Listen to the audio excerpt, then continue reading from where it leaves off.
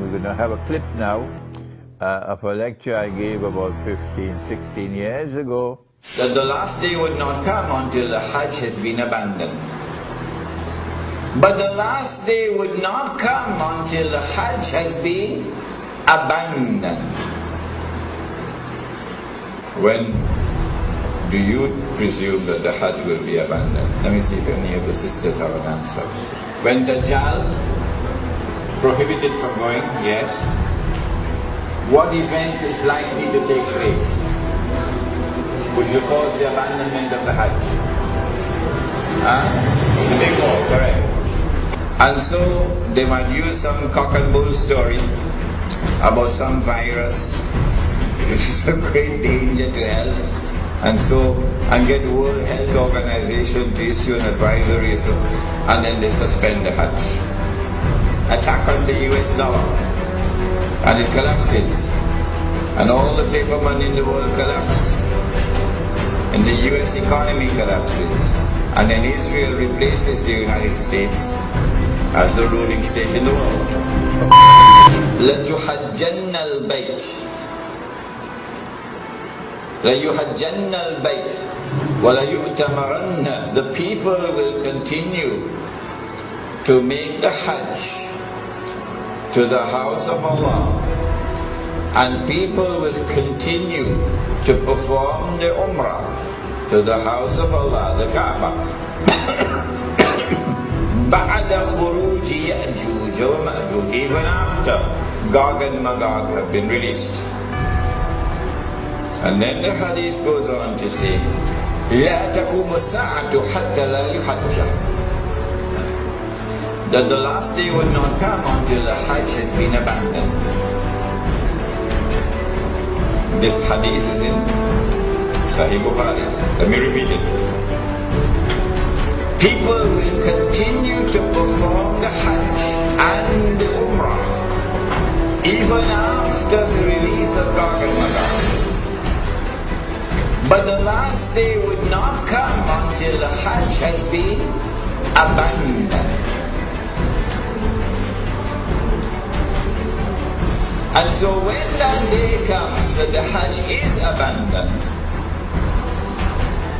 it will confirm that Gog and Magog were released long ago. Are you following me? Well, I am anticipating that the abandonment of the Hajj will take place. Alright, let me ask you, when? When do you presume that the Hajj will be abandoned? Let me see if any of the sisters have an answer. Good to hear you now.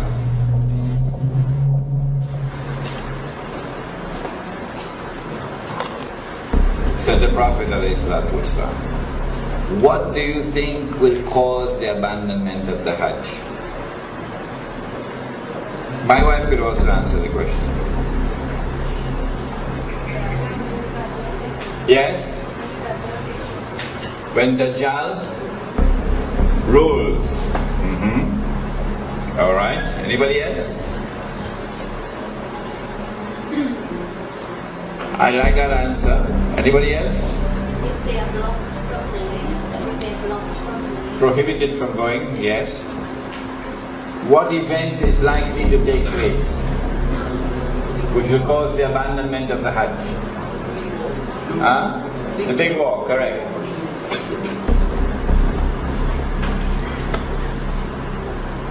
When Israel wages a big war, which will witness the dramatic territorial expansion of the state, and then a concomitant means taking place at the same time, a concomitant attack on the US dollar, and it collapses, and all the paper money in the world collapse, and the US economy collapses, and then Israel replaces the United States as the ruling state in the world. That big war is likely to inflame the passions of the Muslims around the world to such a fever pitch that the Saudi government cannot allow the Hajj to take place, because such a Hajj would likely threaten the foundations of the Saudi state. And so they might use some cock and bull story about some virus which is a great danger to health, and get World Health Organization to issue an advisory, and then they suspend the Hajj. And then the next year they continue the suspension until eventually the Hajj is abandoned. And so this Bismillahir Rahmanir Rahim. Bismillahi awwaluhu wa akhiruh. I gave this lecture, I think it was about 2004 perhaps, at the Jama Masjid in San Fernando. It was a series of lectures on Surah Al-Kahf. And in that series of lectures, there is this clip on Gog and Magog and the Hajj. And I said in that clip that there might be some virus which would come, and it will be used as the excuse to try to first suspend the Hajj, not abandon. And after suspension, another year, another suspension, and then a following suspension. Only when there has been no Hajj for several years, then we are entitled to now declare the Hajj has been abandoned. But now let me share with you the analysis, pick up from where I was talking 15. And notice I was a younger man in those days. I've become older now. Let me pick up from where I left off 15 years or 16 years ago, namely the timeline. This is my opinion. And you must not accept my opinion unless you are convinced that it is correct. This is my respect for your rational faculty. I said 15 years ago that there is a great war which is coming. The Christian eschatology, the Jewish eschatology calls it Armageddon. And our Prophet, Allah's blessings be upon him, called it the Malham. And we have information about that war that they don't have. We know, for example, that 99% of those who fight in that war would be killed, and therefore this cannot be conventional warfare. This has to be warfare using weapons of mass destruction. Now then, that war is going to bring about the passage, in our opinion, the passage from Pax Americana to Pax Judaica, and this will inflame passions in the world of Islam against the Saudi leadership, which betrayed Islam. Betrayed. They are agents of Gog and Magog. They are agents of the Judeo-Christian Zionist Alliance. Those are the people who rule in Saudi Arabia. And so the Saudi regime is going to be placed in a very dangerous situation after the Great War. Any Hajj which takes place after that could bring about the collapse of the Saudi regime. And so this is my analysis. That is, that they will have to take steps to suspend the Hajj and eventually get it abandoned before that Great War. The Great War has not as yet taken place. And so here is my timeline.